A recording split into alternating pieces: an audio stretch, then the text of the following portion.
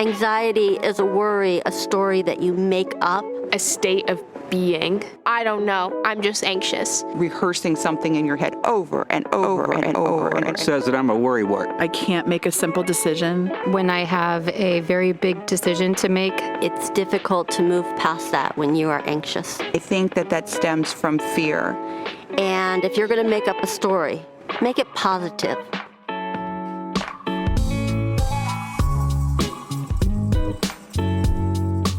I couldn't understand why my jaw was hurting all the time. And once I was aware of that, I was always conscious of it. Okay, Susan, you're starting to clench your teeth. You're starting to feel anxious about something. Then you can say, oh, I'm feeling this way because of this. And then you learn how to handle that. the things that help me recover from anxiety are remembering what is important to me. Prayer, of course, is number one. Have dedicated outlets to where I know that if I'm ever really bad, I know I could go to them, talk to my friends, be open about it. Focusing on facts. Remind myself that I'm worthy, I'm a good person, people like me. It's okay if they don't. Written with erasable markers on my mirror. Talking to a counselor. Getting in a good workout. Take time in my schedule just to be able to do something fun. Music. That focus takes the focus off what you were worried about or anxious about. There's nothing wrong with you. It's not a shameful thing. You should never be ashamed of having anxiety because it's a normal thing. And breathe and know that you are loved. Church and community is something that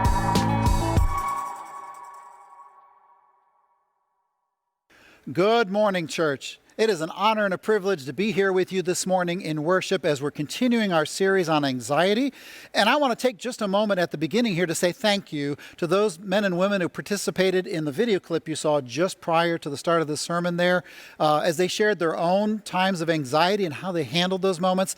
That's not an easy thing to do. And I just want to applaud them for stepping forward and lifting up that with us as we're talking about this series together. Now, a couple things. To start with, I want to let you know right up front, I am not an expert on anxiety. I'm not a doctor. I don't have professional degrees in the study of anxiety. I did stay at a Holiday Inn once, but and that's a joke, by the way. But for me, when I talk about and think about anxiety, I'm drawing from both my experiences as one of the pastors of this church and also my own personal moments of anxiety in my life that I've struggled with as well. And so as I start in reflecting on this, the first thing that comes to mind for me is that anxiety can be a very different kind of experience for many people. I think back to myself years ago when I was being trained to be a pastor, and I was at Tampa General Hospital in their level 1 trauma unit as a chaplain. And what I did in those moments there was actually dealing with serious accidents and injuries that occurred. These are immediate moments of crisis that we had to help manage. We were the presence for the family and for the patient there, and it was oftentimes life or death situations right up front that we had to handle. Now, anxiety can have moments of crisis, right? There can be moments of crisis, anxiety attacks and things that bring us to moments, but it can also be something that builds over time. Think about it for a moment. I mean, anxiety can simply start as small as a worry or a concern, something that's on your mind that is persistent and you can't get rid of, and it begins to build and starts to impact your daily life. You find yourself, at nighttime struggling to sleep because you're worried about these concerns and these anxieties, and it begins to affect you during the day where you can't concentrate and you find yourself tired and irritable, and it can even wear you down to points of feeling helpless about the situation, and even in some cases, all the way to the place about feeling hopeless. The other challenging thing about anxiety that I wrestle with is that it can be about so many different things. What you're anxious about and what I'm anxious about can be two different things there. It could be work stress. It could be finances. It could be struggles with a close relationship, a death in the family, so many different things. In fact, even what you're anxious about can change over time. I think about my own family back. Now, one of the things my family used to like to do, haven't done recently, is we would go visit the Disney World parks. We had season passes and would go when we could to spend time there. And this past December and January, late December, early January, we went and visited the new Star Wars land. This was a new land they had built in Hollywood Studios there. I was very excited. I'm a big Star Wars fan. And I got to confess, when we went, you can see the pictures here on the screen. When we went to this event, I was really excited about going. In fact, the crowds that you see there didn't bother me. You know, these were people that were excited. That was about 5 o'clock in the morning, by the way, that shot there. You had to line up really early to get in.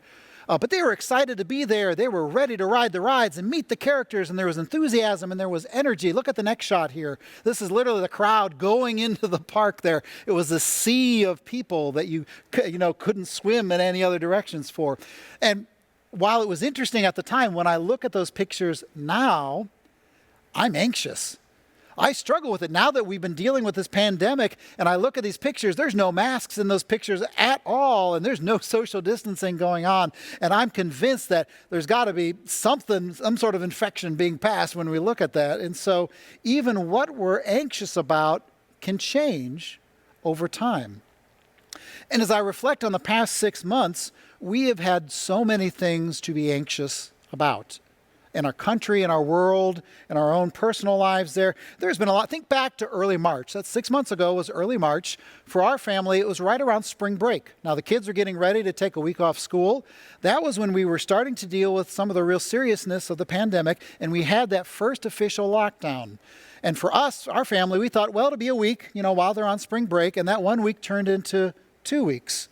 And we thought still, well, okay, it's 2 weeks, and at the end, we'll get back to school, we'll get back to normal, we'll get back to church and what we do there, and yet that didn't happen.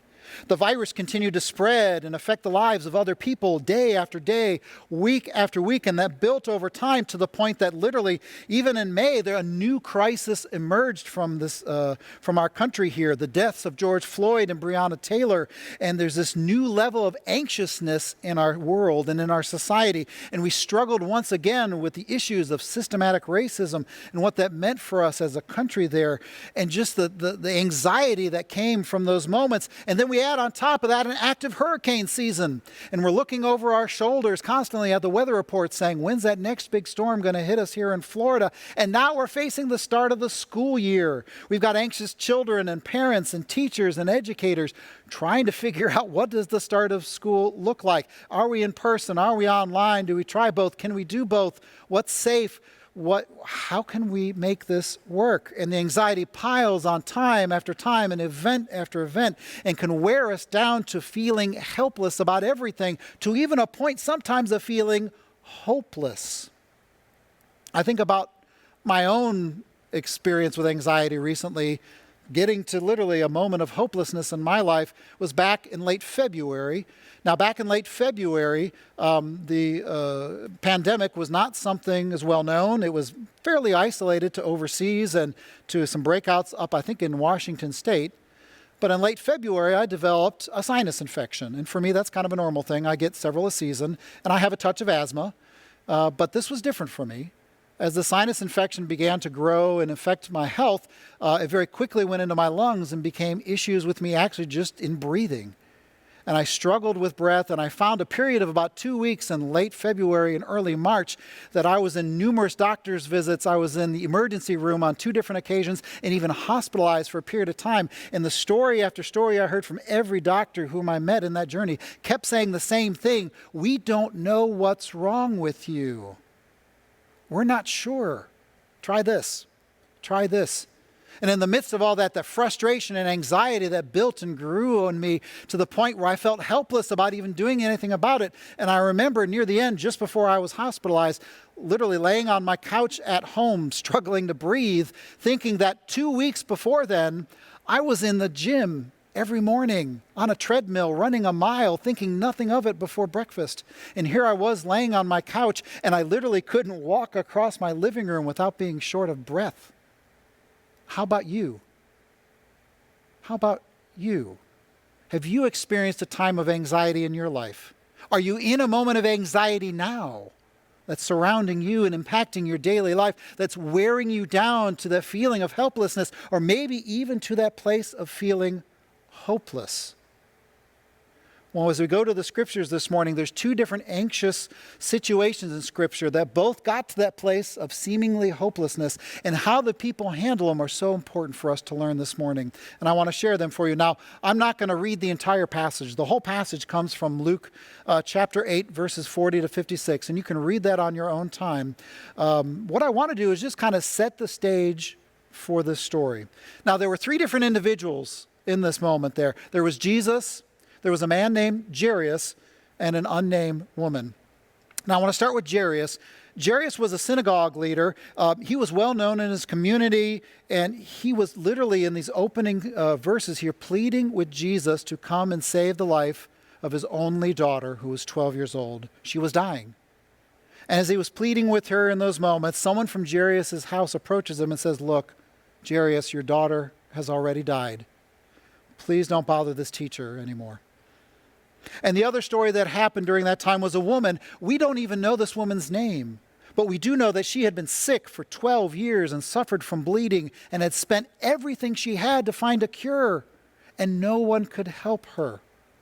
In addition, she was an outcast in the community. You see, in Jewish tradition, she was considered unclean, and so she was untouched, forgotten, alone, in dealing with her anxiety, in dealing with her helplessness, in dealing with her hopelessness in those moments. And there's something we can learn from each of these individuals. I want to start with the woman. You see, she had suffered for years, and she had suffered alone. She knew about the pain and the suffering and the stress and the anxiety that she was experiencing. And if you remember in the story, she quietly approaches Jesus in the crowd and just touches the edge of his clothing and is healed. And then Jesus immediately asks in those moments, "Who touched me? Who touched me?" Now here's the thing. The defining moment for me is not that she was healed from Jesus. That's an amazing miracle. But it is what she said and did next. I think that's so helpful for you and for me. And let's go to the scripture for this. This is Luke chapter 8, verses 47 and 48. And this is right after she had touched the hem of Jesus. She had been healed, and he says, "Who touched me?" Verse 47 says, "When the woman saw that she could not remain hidden, she came trembling. And falling down before him, she declared in the presence of all the people why she had touched him and how she had been immediately healed. He said to her, 'Daughter, your faith has made you well. Go in peace.'" Think about that. Here the woman was healed the moment when she touched Jesus, but she wasn't at peace until she was willing to speak up in those moments and reconnect with the crowd and Jesus. Which takes me to my first point this morning. Number one, stay connected to others. Stay connected to others. You see, the woman in those moments realized that she needed to speak up, to reconnect with the crowd, to reconnect with Jesus in order to find peace in those moments there. And so for you and I, as we look at this, the important thing in our moments of anxiety is we need to talk to people. We need to talk to someone. Be willing to reach out to others in our life in addressing our anxious moments and our anxious feelings. Don't suffer in silence. Seek the support of others. Now, you might have heard the phrase in this pandemic, bubbles. Who's in your social bubble that you might have? It's a phrase they use about a small gathering of trusted people that you can connect with, that you can meet with and feel safe around. It might be family, it might be friends, neighbors even, whoever it is that's in your bubble. And so that's my question to you this morning. Who is in your bubble? Who are the people that you can talk to when you're dealing with stress? Who are the people, whether it's a close family member or a friend, that you can connect with in those moments and seek help? In fact, and in serious moments, that's one of the important things we talk about. Are you willing also to seek help from professionals? When it moves from that feeling of helplessness to hopelessness and we don't know if we can manage, are we willing to reach out to people to help? Just like the woman, be willing to reach out and to speak up and stay connected with others. Let's talk about Jairus for a moment. Now, the next passage is about Jairus. This is Luke chapter 8, and it's verses 41 and 42. It's actually at the top of the story. It kind of sets the scene. It says, "Just then there came a man named Jairus, a leader of the synagogue. He fell at Jesus' feet and begged him to come to his house, for he had only his daughter, about 12 years old, who was dying. This is the story of a father. Let me tell you, I relate to that. He's struggling. He's struggling with helplessness and probably even hopelessness with his daughter's rapidly declining health. We don't know what happened before this encounter with Jesus. He may have had countless doctors at the bedside. He may have been doing everything he can. I imagine as a father he would have been doing everything he can to help his daughter, and yet she was declining to the point of near death. But there is one thing that we do know. That in those moments of strife, in those moments of grief, in those moments of anxiety, he was willing to reach out to Jesus for help. He was willing to reach out and say, Jesus, please come. So what does that mean for you and I? And that's my second point. Second point is this: stay connected to God. You see, in times of distress, we realize that there is a strength far greater than you or I can ever have in those moments. And when we keep that connection with God, we can rely on God's grace in the midst of our own anxious moments to support us and carry us through those difficult times. And how we do that is the thing called spiritual disciplines. Now, believe it or not, our next sermon series after this one on anxiety is going to be talking about spiritual disciplines, the uncommon ways that we can lead that Christian life. And I want to encourage you, stay tuned with us after we wrap this series in a few weeks here on anxiety as we talk about spiritual disciplines. But here in this case, the spiritual disciplines and staying connected to God. It could be prayer time for some people. It could be the reading of scriptures. What is it for you that keeps connected with God and keeps our eyes upon Jesus even in our moments of anxiety? Now, maybe neither of these characters relate to you in this moment. Maybe you don't connect with Jairus or the woman, and you say, I'm pretty good. Things are going pretty well. Life is pretty good. There's no real anxiety in your life at this moment. So I want to talk about the third person in the story, and that's Jesus.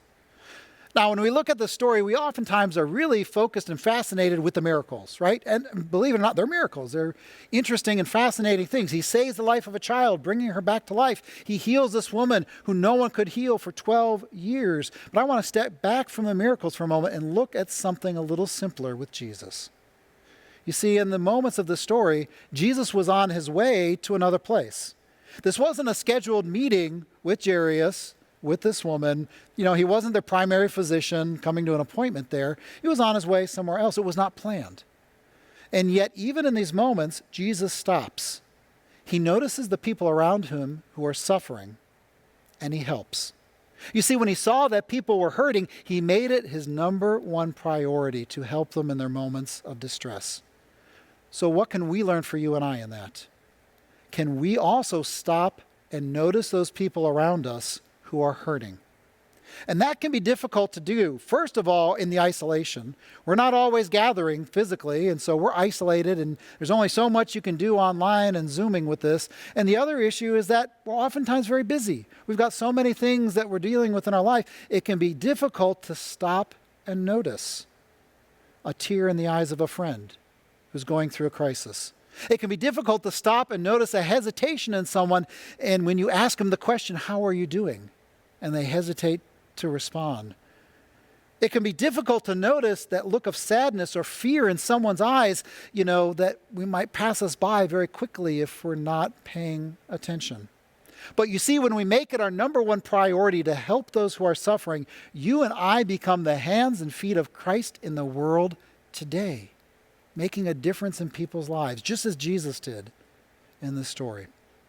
So my third point is this: stop, notice, and help others. Stop, notice, and help others. Here's the thing. Anxiety is difficult. It is hard. When I think back to my moment of anxiety back in late February, I made it through. I'm better than I was, but here's the thing. It's not over. I'm still not back to the health I had prior to that situation there. But even in my journey along the way, I find I am at peace with it. And and I want to share with you this morning what helped carry me through those difficult moments is what I want to invite you to this morning in worship. I want to invite you first to keep connected with others. For me, it was my family and my church family. Those were important connections as I was wrestling through the unknown in those moments. I want to invite you to keep connected to God, those spiritual disciplines that allow us. For me, it was a lot of prayer. And sometimes I wasn't real happy. I find sometimes I like to argue with God. I don't know if he agrees, but I do. Keeping connected to God in those moments.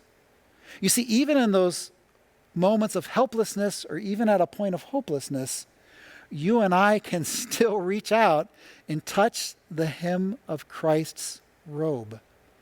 And in those moments, we can not only seek healing, but we can also find peace. Just like the words to the special that you heard just a few moments ago. I love the verse on that where it says, "You've always been and you'll always be the God who gives such perfect peace. So all my fear and anxiety will bow before my God, the King of Kings, my Prince of Peace." Let's pray. God, in the quiet of this moment, I pray for all people around us that are dealing with anxious moments in their lives, whether it was anxious situations of the past, present moments we're wrestling with, or maybe even what is yet to come. I pray for each of them that they find those connections to family and friends, the people that they can reach out to and get that support that they need. I pray that they have that connection to you, those spiritual disciplines that allow them to keep that connection to you, to lift them up to a strength beyond their own and support them in times of struggle. And Lord, for those people who aren't struggling, I pray for that opportunity to be more like Christ as we continue to stop, to look around the people around us and to help those in need so we can be the hands and feet of the Christ in the world today. And I pray all these things in the name of the Father and of the Son and of the Holy Spirit. Amen.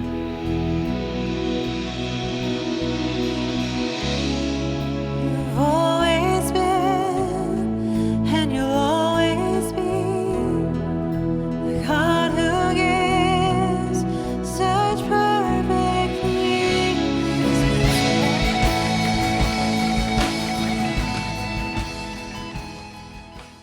So as we're closing worship here, I want to encourage you to remember 3 names this week, 3 people. First, I want you to remember the woman. All right? Stay connected to others in your life. And if you are really struggling with some anxiety in your life, be willing to seek the help of professionals. Don't walk this journey alone. Second, I want you to remember Jairus. Stay connected to God. Trust and put your anxieties to the Lord in prayer. Connect to the one who has created you and I and turn those anxieties over in our life and see the comfort and strength we can find within. And last, learn from Jesus. Be willing to stop, to notice, and to help others in their time of anxiety. You see, the world needs you and God is calling. God bless you and go in peace. Amen.